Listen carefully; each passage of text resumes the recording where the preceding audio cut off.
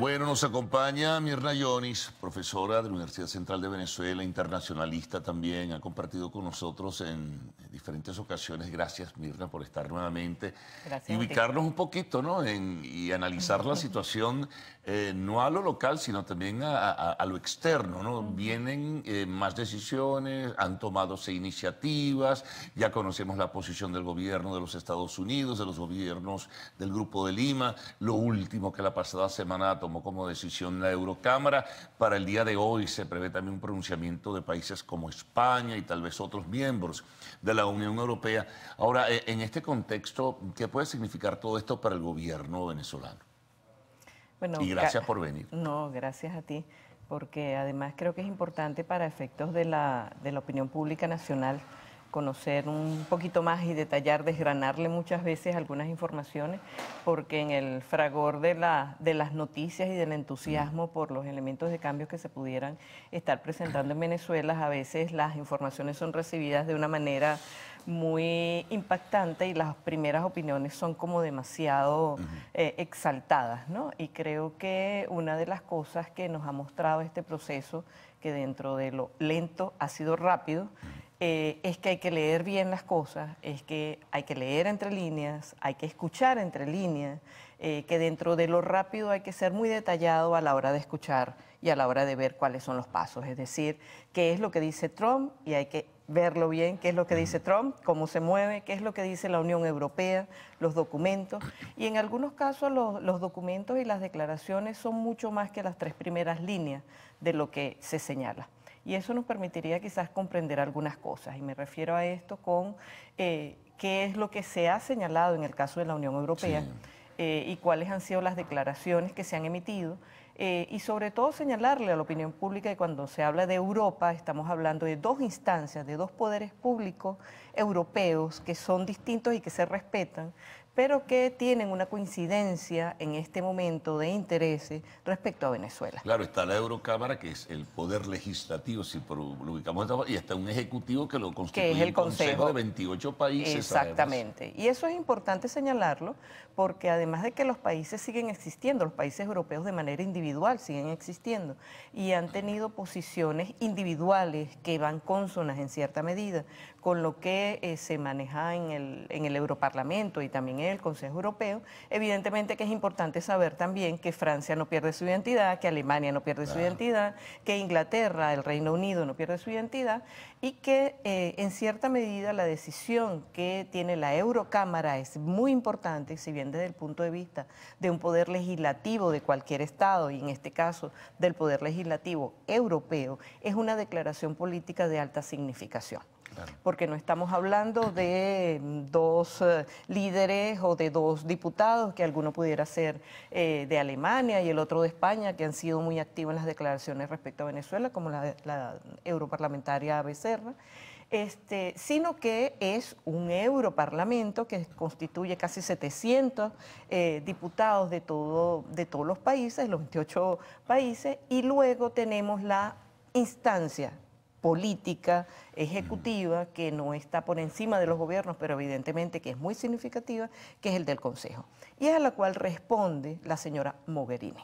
Ahora, en este caso, se entiende y se interpreta con una reposada lectura de ese comunicado que ellos se plantean un lapso de 3 meses, que evidentemente irritó a muchas personas, pero son 3 meses no para iniciar un proceso de negociación o de diálogo, sino buscar caminos, salidas democráticas y pacíficas en procura de elecciones libres. Por lo menos Sí, se entendió y yo lo entendí de esta forma. Así es. Hay que leer tanto la declaración de la señora Mogherini y hay un documento muy importante que recomiendo ubicarlo, que lo llaman los términos de referencia del Grupo Internacional de Contacto. Porque son las pautas, no es que dicen creamos un grupo y estos son los países y no hay reglas claras, ¿no? Ese documento es muy preciso porque señala, en primer lugar, ratifica el reconocimiento a la Asamblea Nacional como la instancia legítima en el caso venezolano, porque ratifica que la transición debe conducir a unas elecciones, lo cual si uno ha escuchado cuál es la ruta planteada por el señor Guaidó, sabemos cuál es esa ruta. Entonces, cuando uno comienza a leer un poquito más allá, repito, de las 3 primeras líneas, de los 2 primeros párrafos, entonces comienzas a ver que el documento tiene una sinergia muy particular con lo que es la agenda de la transición. Ahora, ¿qué pasa a partir de hoy? Imaginemos, bueno, con la diferencia de horarios ya quizá pudiera conocerse oficialmente la posición de España. ¿Cuál es, como lo dijo el día jueves de la semana pasada, el ministro Borrell de Exteriores, que es el reconocimiento de Juan Guaidó? ¿Qué pasa con el reconocimiento de España, de Francia, de Alemania y otros países? ¿Cuál es el significado para el escenario internacional? Claro, el significado primero que ellos de manera individual y soberana van a ejercer las competencias que no puede ejercer de una manera por encima de el Consejo. El Consejo tiene una representación tanto de los mandatarios como de primeros ministros según el sistema de gobierno que tenga cada uno de los países, pero luego cada uno de los países, España dirá su respectiva declaración, como lo hizo el Reino Unido hace pocos días. Sí, sí. ¿Okay? Lo hará algún otro de los países, resolverán y ratificarán por parte de Italia, que han estado un poco ambigua, y no digo ambigua, sino que tienen un gobierno que es parlamentario, y por ser parlamentario, pues una cosa es lo que sale la mayoría y otra cosa lo que salen otros líderes. Entonces sí van a seguir saliendo las individualidades europeas de reconocimiento y evidentemente asumo también que el día de mañana en la Asamblea Nacional, en el orden del día, también estarán las designaciones de nuevos representantes diplomáticos ante los gobiernos que han reconocido. También seguramente a propósito de lo que surja a partir de hoy vendrá una respuesta de la Cancillería venezolana en rechazo o ratificando lo que ya ellos han dicho del nuevo gobierno de Pedro Sánchez, que lo acogieron con simpatía a lo mejor en un principio, pero ahora le fruncen el ceño, ¿no? Sí, las escaramuzas están vistas este fin de semana, en donde volvemos a ver la efervescencia de confrontación discursiva, pero el punto es si efectivamente hay una formalidad en la aceptación de esa pauta. Eso es lo que tenemos que ver. Bueno, Mirna, vamos a hacer una pausa y vamos a regresar enseguida para continuar conversando con Mirna Jonis, internacionalista.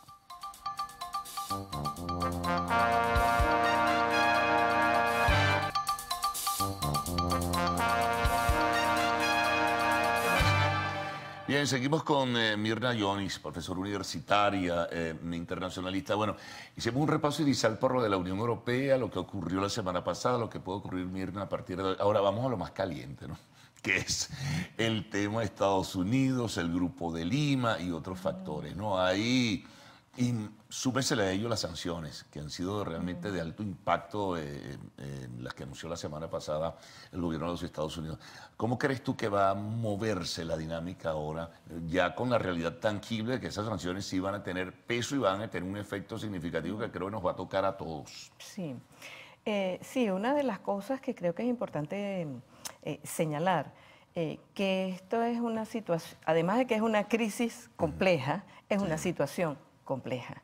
Y el escenario, tanto doméstico como internacional, tiene distintos niveles y distintos intereses y distintos actores. Así como señalamos la dimensión europea, que tiene una dinámica y que ha estado señalando, digamos, ha aprobado medidas que también son sanciones, pero a su vez ha recurrido a elementos diplomáticos que, aunque la gente no lo considere así, la decisión de reconocimiento de la Asamblea Nacional y la creación de un grupo de contacto es una presión diplomática, sí, mientras que las sanciones que estableció individualmente ya son presiones económicas, ¿bien?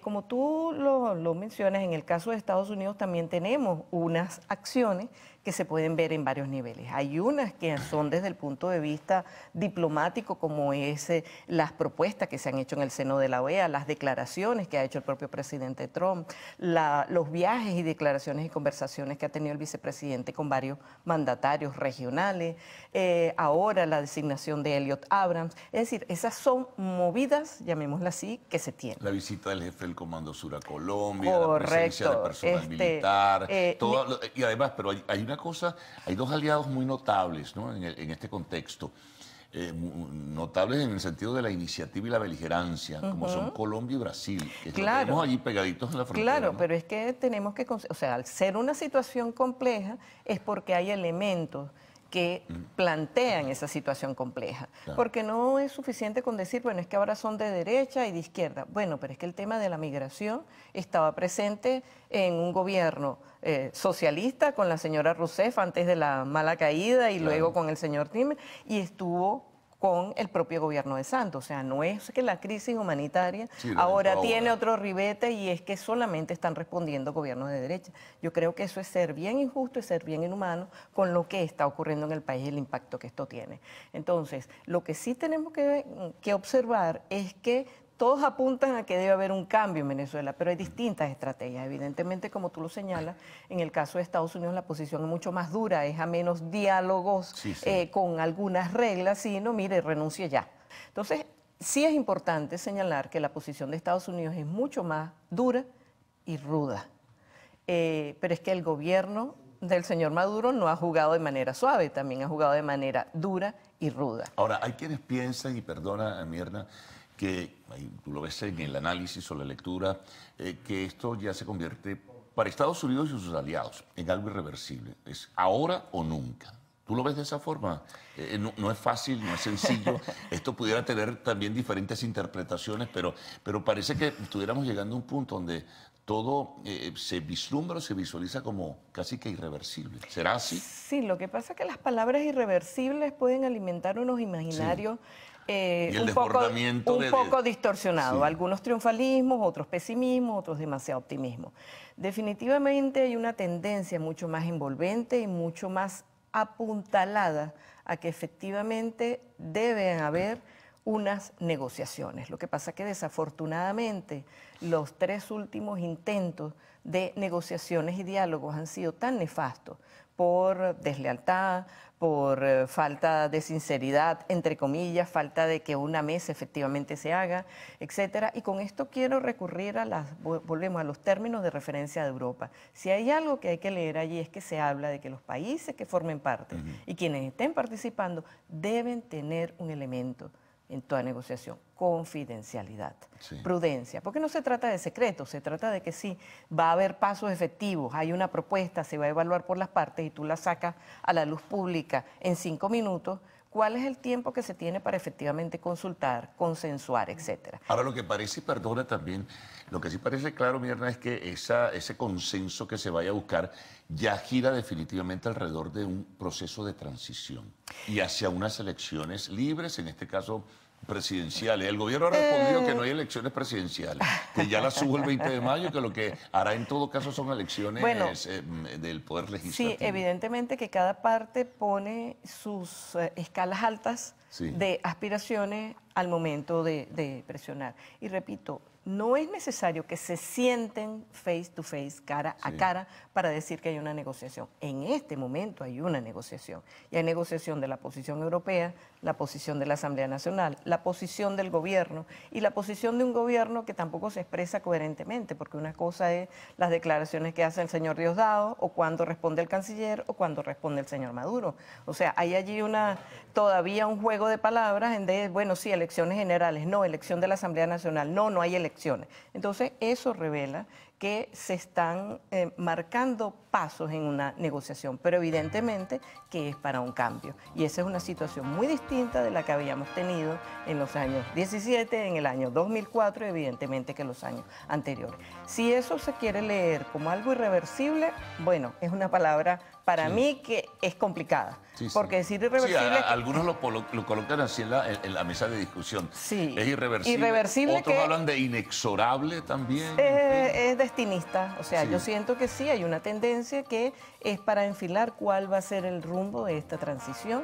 No va a ser sencilla, no es rápida. El mismo señor Guaidó ha dicho, mire, él señalaba que era de 3 a 6 meses. Entonces, cuando viene la resolución o la declaración de la Unión Europea por 90 días, es distinta. Claro, como epílogo, que ya tenemos que culminar, Mirna, voy a lo más duro. Ese término de la invasión, ¿cómo lo ves tú? Eso, hay presiones, ciertamente, hay situaciones, puede haber incluso movimientos, pero ¿tú crees que podamos tener sencillamente como conclusión eso, como lo manejan algunas voces del gobierno? Mira, así como te señalo que el manejo de irreversible es complicado, porque definitivamente es para el cambio, ahorita están planteadas ellos mismos lo señalan, unos y otros, todas las opciones están en la mesa. Yo creo que las amenazas que ha hecho los Estados Unidos son reales, no, ellos no, digamos, ofrecen pues, gratuitamente y en ese sentido pues tienen sus dispositivos abiertos. Ahora, el tema está que se confunda las misiones militares con un fin específico político con lo que se está tratando de hacer, que es la emergencia humanitaria y la necesidad de que pueda ingresar la ayuda humanitaria que tiene que tener algún resguardo militar. Mientras las Fuerzas Armadas nuestras no garanticen eso, debe haber algún tipo de contingente que permita que esa ayuda que llegue esté segura. Compleja situación, ¿no? la que estamos viviendo. Bueno, te agradezco muchísimo tus comentarios, tu análisis y orientaciones en este sentido, Mirna. Muy amable de tu parte. Gracias. Una pausa, amigos. Al retorno, arte y espectáculos en lo actual.